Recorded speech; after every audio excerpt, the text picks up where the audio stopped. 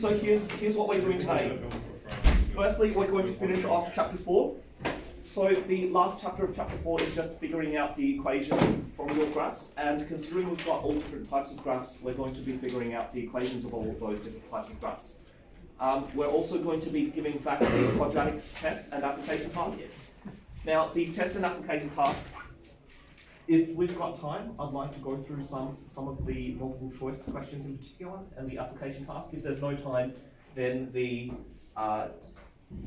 past tests, the blank copies and solutions are on the Methods VCE site. The fully worked solutions with all the marking guides as well. So when you go home, you should redo some of those past tests. Your holiday homework, please see the Methods VCE site. There was an email that was sent out as well in your Google Classroom with all the expectations for the holiday homework. Importantly, please do it on loose paper, because when I see you again, I'm going to collect it from you, and I don't want to collect your entire exercise book. Just do your holiday homework on the loose paper. What else? Because we're finishing off the chapter today, these are the chapter review questions, and then I'll post these questions online as well, so you have a record of these. We'll start off with that later. So, yes, this. I saw this image on the web Saturday, I think. Have any of you seen this yet? Yeah, you have? If you browse the same websites as me, you probably know all the same memes as me. So keep this in mind, don't panic, and just do what you can. Okay. There's also something else as well. I wonder if you figured out this puzzle. All you need is one. It'll be really exciting when you see it. So that's an L shape, because it's the top half of the hyperbola on the right hand side. What shape is this? Circle. It's a V shape. And this is an E shape.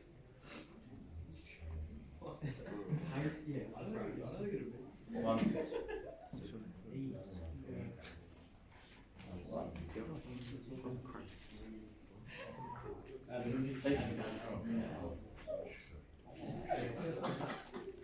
So this is a modulus function, if you've learnt it. And you can actually use modulus functions with trigonometric functions as well. So trigonometric functions model periodic behavior, things like that go like this. And you can make it only show one side, like in this case, only the negative side. So I found this and I thought it was really cool. So I tried to find other heart shapes. And it turns out you can use these equations to make heart shapes. If you add in a z-axis as well, you can make a 3D heart. I don't think your CAS can handle 3D shapes, though. But that's okay. All right, so here's the question I'll start off with today. Okay, back to this. So here's the question, what do you think they're asking us to find? I'll read out the question. A rectangular hyperbola has asymptotes, these two, and passes through that point. What question could they possibly ask us? Like, find the equation. Find the equation, okay, because there must be an equation that satisfies this. I'm not going to ask you to copy this down, but I'll just do this example because the examples in our booklet don't cover these types of questions. But when you see them, you'll know how to do them. So when I see this, there's a couple things I'll do. I'll sketch my basic shape. Even if I don't know whether it's reflected or not, I'll still sketch the shape. And then I refer to my general equation. So we refer to our general equation, and we're going to figure out what the A, H, and K values are. So in this case, they've actually given us two of those values right away in the question, and it's to do with the asymptotes. So our asymptotes are represented with H and K. So what would those values be? From the information in the question, what would those be? H and K.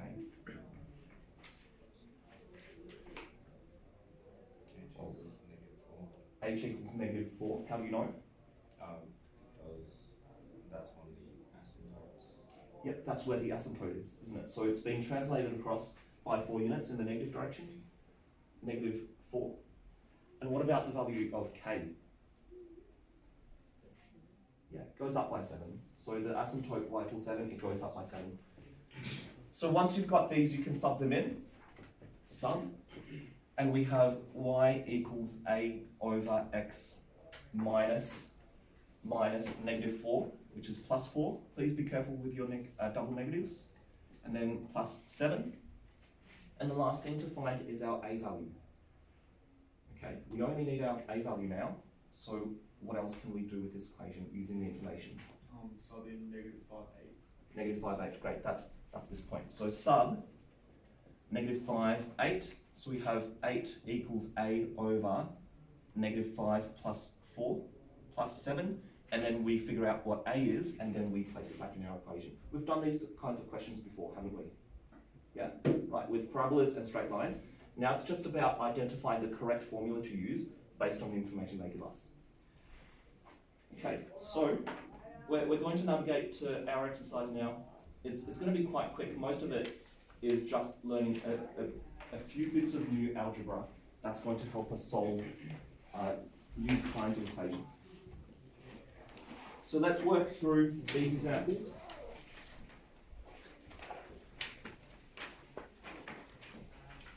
Make them beautiful. So we're on page 11, and it's exercise 4E, determining rules. So the first question is the rectangular hyperbola, and the equation is given, passes through the points 2, 7 and -1, 1. Find the values of a and k. Sometimes they'll give you these equations, so you don't have to come up with them yourself. But importantly, what you should notice is that there's no horizontal translation. There's no value of h there. So the only two unknowns that we really need to find are our value of a and our value of k. And because we've got two values, they give us two pieces of information. In other words, we can use two equations to solve for two unknowns. Christian? Yeah. Okay, tuning in? Alright. So let's work through this. We've got two of these coordinates, and we're going to sub them in twice. So we're going to have two equations, one for each coordinate. Let's write down what we're going to do. Sub 2, 7 into there, and we have 7 is equal to a over x. Sorry, not x. X is 2. And I'll make that a more like an A shape. Then plus k. Right, and this is equation 1. Now with equation 2, I'm going to sub in my other point. Sub -1, 1. And we have 1 is equal to a over -1 plus k. And this would be equation 2. So you should notice that the way we work out this question is a bit different from the way we work out the other question, because the other question gave us asymptotes. If they give us asymptotes, we can sub them straight into h and k. If they don't give us asymptotes, then we have to make our simultaneous equations. So now we go ahead and try and solve these simultaneously. One thing I notice, one thing I can simplify right off the bat is this bit, a over -1. What's that equal to? A divided by -1? Just negative a, okay? So it's negative a. I'm going to rewrite that, and it's 1 is equal to negative a plus k. So that's still equation 2. Now I'm going to separate my working out. I marked your quadratics tests, and some of your working out is all over the place. Generally, you want to start from the top left side, and work downwards, and if you have more space, separate it with a panel. Okay, separate it with a panel. So we can either solve these by substitution or elimination, and I'm going to eliminate because I can see that these are all kind of in the same order, and there's a k's that I can subtract out. So I'm going to do equation 1 minus equation 2.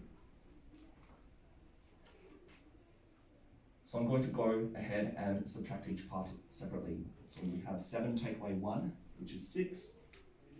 A halves take away negative a, because I'm subtracting that negative a. And then k take away k is 0. So this is what we get. Now I'm going to rewrite it as a over 2 plus a. And then I'm going to combine these two numbers together by making common denominators. So it's a over 2 plus 2a over 2, which is 3a over 2. And that's all equal to 6.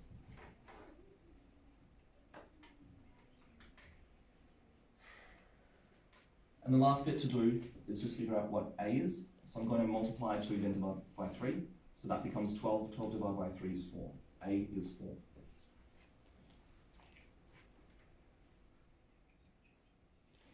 Okay, and we're almost done. Now we figure out k. We can substitute our a value in and find k. So I'm going to sub into any one of my equations. In fact, I might sub it into, it doesn't matter, equation 2. Sub into 2. So we have 1 is equal to negative 4 plus k. Then I add 5 to both sides, k is equal to 5. So we've satisfied the first part of the equation, find a and k. Lastly, we just need to state the equation. See, that's the last part of the question. So let's write it down. Our equation is... Could everybody please listen very carefully? I need everybody to stop what they're doing and to just pay careful attention to this announcement. So obviously... Right, have you all copied that down? Your 11s? Yeah. Right, okay. So let's move on. Next question. A graph which has the rule y equals a root x minus h passes through these points. Look, you don't even need to know what the shape of the graph is, because if they give you the rule, you just need to sub in your 2 points to find your 2 unknowns. Now, if they don't give you the graph, and they say a square root graph goes through the following points, then you should probably figure out what the equation of that graph is. So let's work this out. We do the same thing as before, sub in each of these equations. So let's write it down. Sub for 2, and we have 2 is equal to a root 4 minus h. That's equation 1. And sub 7, 4, and we have 4 is equal to a root 7 minus h. The most common mistake that I see when I mark this is just people subbing them in the wrong way. Subbing in x for y and y for x. So just remember to look at which one's x and which one's y. So at this point we need to find a way of solving this simultaneously. I'm going to wait until everyone's tuned in, because I don't think anyone's seen this kind of method before. Okay, so the way we've solved simultaneous equations in the past is either by substitution, where you place one of these variables into the other, or by elimination, where you subtract them out. Now, elimination means subtraction. Like 5 take away 5 is 5 eliminating 5. We can solve this by cancellation. Can you see which of these letters we can cancel out if we divide them? Yeah, the a value. So we solve these by cancelling them out. So let's write it down. Now, it doesn't really matter which way we cancel, but I'm going to do 2 divided by 1. So I've got 4 divided by 2 instead of the other way, which means I'm going to get a fraction. So 2 divided by 1. So, and I'm going to set it up in fraction form. 4 over 2 is equal to a root 7 minus h over a root 4 minus h. And what you should see here is the a's cancel out. The a's gone, and we just need to worry about what our h value is. Now this equals to 2 root 7 minus h over 4, the square root of 4 minus h.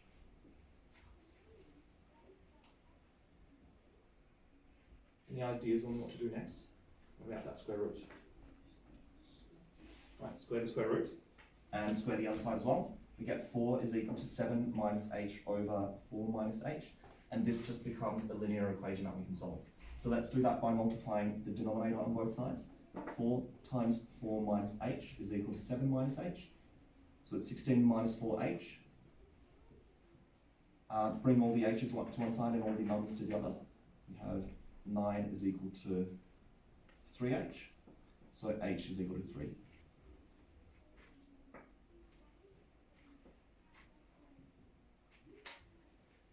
Now once we've found our one value, the other parts should be quite straightforward. You find what the value of a is by substituting in, and then you rewrite the equation.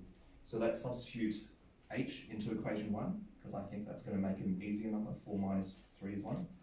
So sub into 1, sub into equation 1, and what we get is 2 is equal to a root 4 minus 3. Because our h value is 3, and I've subbed it in.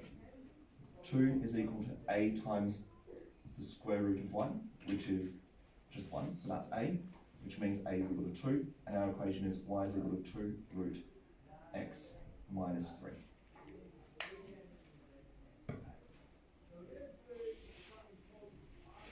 Okay, so I think this type of simultaneous equation, that's one of the key points today. You can eliminate, you can cancel one by dividing them out. Are we all ready to move on to the last one? Right, okay. Find the equation of the circle whose centre is at the point 1, negative 1 and passes through 4, 3. So they give us two coordinates, but they're not both xy coordinates. This one's at the centre, so this coordinate isn't actually even on the circle. But what we should identify is that since this coordinate represents the centre, it represents the coordinates hk. And that represents the coordinates x, y. So please label them there. Okay, so that's the centre. So what we're going to do next is we can reference our formula like we did before. If they don't give us the equation, we should write it down. And the centre radius form of the equation is x minus h all squared plus y minus k all squared is equal to r squared. I remember it because of Pythagoras. We get this equation from Pythagoras. So the next thing to do is to substitute our hk in, and then we sub in our xy. I'm going to do that in two different steps. So sub h comma k is equal to 1 minus 1. I write it like this because that tells me I'm not replacing them as xy values, I'm replacing the hk values. That gives x take away 1 squared plus y plus 1 all squared is equal to r squared. Then I sub for 3. So this gives 4 take away 1 squared plus 3 plus 1 squared is equal to r squared.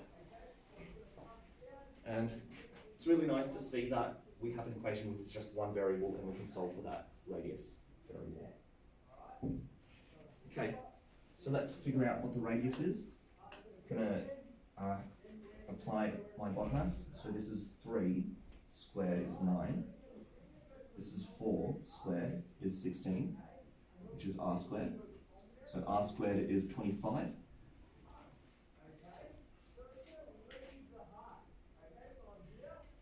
Now if you get to that point, and if you just write r is equal to positive 5, you lose the mark because you've disregarded a possible solution.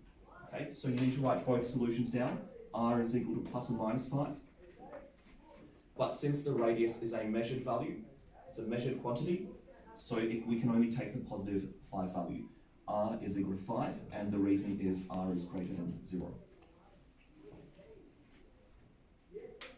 So once we get to this point, we've figured out all of our unknowns, the h, k, and r, so we can substitute all of those back into our original equation. So the third line down, we've almost done that. So from this first line down, from this third line down, we're going to substitute it in our r value.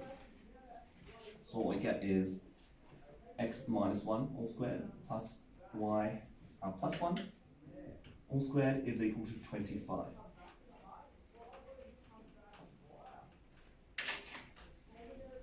Now I'll point out that if you're finding the equation and the last thing you need to figure out is the r squared, see that one there, you could have just ended at this point and replaced the r squared with 25. You don't need to go further. Okay, that's something you can do.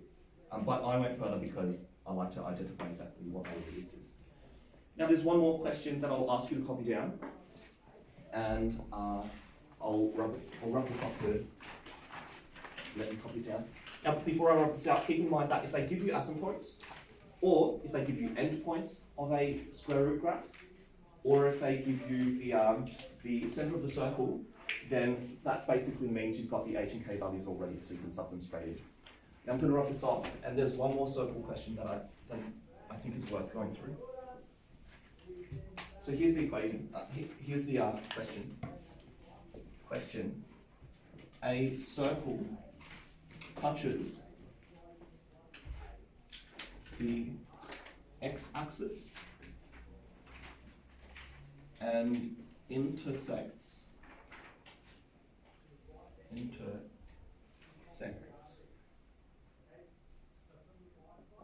the y-axis at y is equal to 8 and y is equal to 18. Let me copy that down. That's actually enough information for us to figure out the equation of that circle. First, it touches the x-axis, and secondly, it intersects the y-axis at 8 and 18.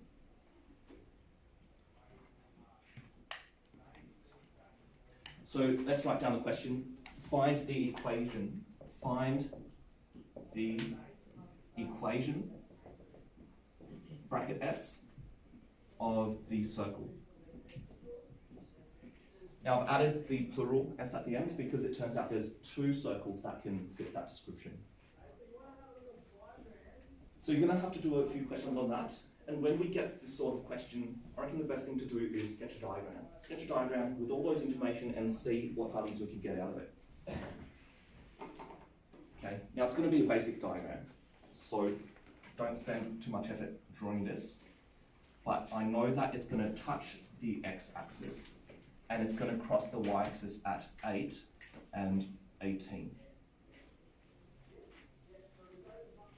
Can you all imagine this circle in your head? Like it's going to pass through those points and it's going to touch the x-axis, which means the x-axis is the x-intercept, when I cross the x-axis. One of your circles is going to look like this. Right. Can you imagine that in your head? Touches the x-axis and it crosses through those. Can you also imagine the other circle that also fits? Yeah? Okay. So let's worry about one circle first and see if we can get that. Alright. So this is basically turning the words into a diagram. So help me out. Maybe the center of the circle. Can I use symmetry to figure out where the center of the circle is? Yeah? By doing what?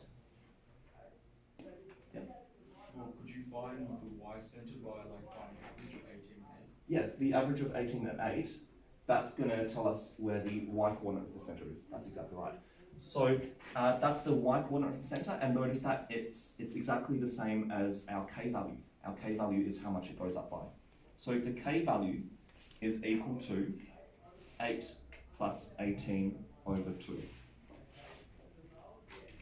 In fact, the k value is always equal to the average of your y-intercepts for a circle. Now that gives 26 over 2, which is 13. Okay, we have our k value. Now, anything else?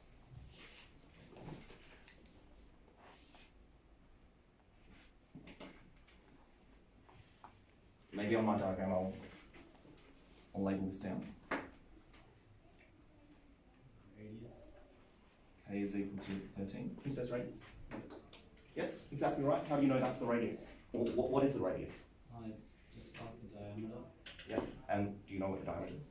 the whole length of the circle, Okay. So do you know what the value of the radius is? half of 13. I think it. Oh, no, actually- yeah, 13. Yeah. So the radius is 13. Let's write that down.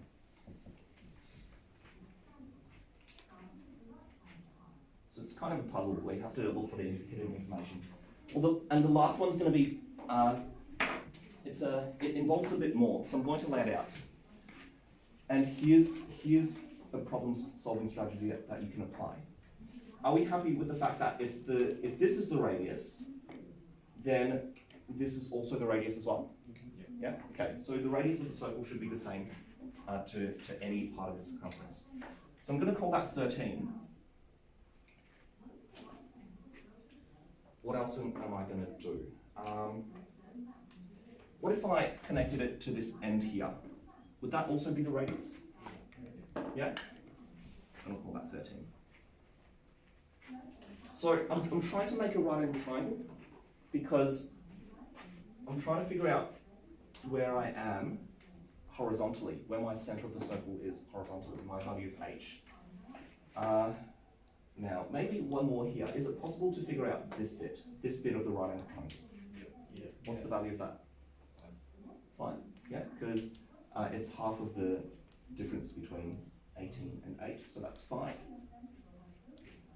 So I've almost completed my information. I really need to find the base of the right angle triangle, and that'll give me my h value. That gives me how far my circle has travelled to the left. So I'm going to rub out the 13. I don't want that there. I just want the 13 as the hypotenuse. There's a right angle here. And this should be my h value. Is there any theorem that starts with P that can help us figure out the h value? Pythag. Okay, so it's Pythag. Let's apply Pythagoras.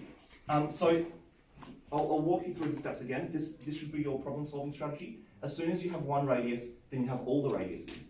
And the radius of interest often is where you can connect your center to one of the intercepts. If you can connect your center to one of the intercepts, you can start drawing these right angle triangles like these. So here's the right angle triangle. We need to figure out what h is. So h squared plus 5 squared is equal to 13 squared. Isn't h 13? No. So I'm talking about the base of the right angle okay. triangle. So that's a good point. I should rub out the end. Get rid of that part. The h is just the base.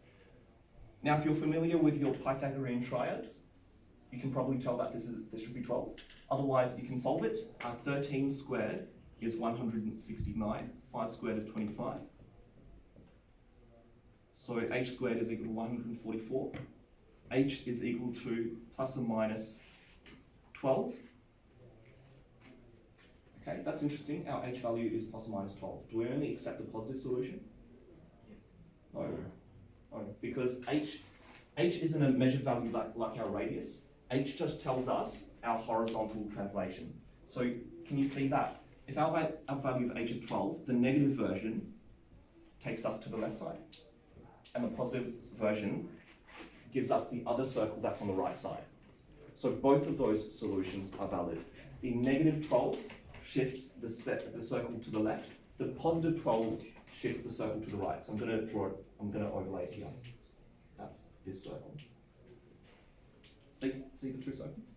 Right, so let's write down the answers. Find the equation because we've got the h, k, and r values. We have the first equation being x minus h, which is negative 12. Let's write that as x plus 12 squared, plus y, and k value is 13, y minus 13 squared, and the radius is 13 squared. So the radius is 13, and squaring it gives 169. So that's our first equation. The other equation is where our circle's shifted in the positive direction. So that's x minus 12 all squared plus y minus 13 all squared is also 169.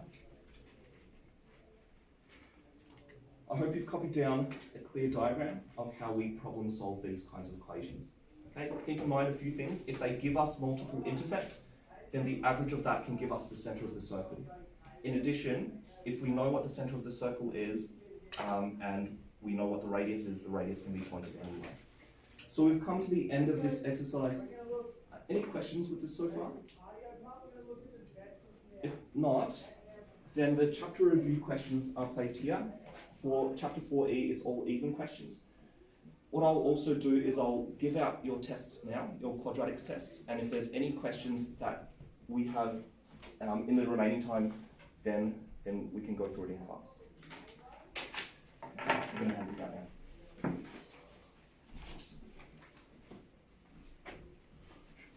I'll turn up there.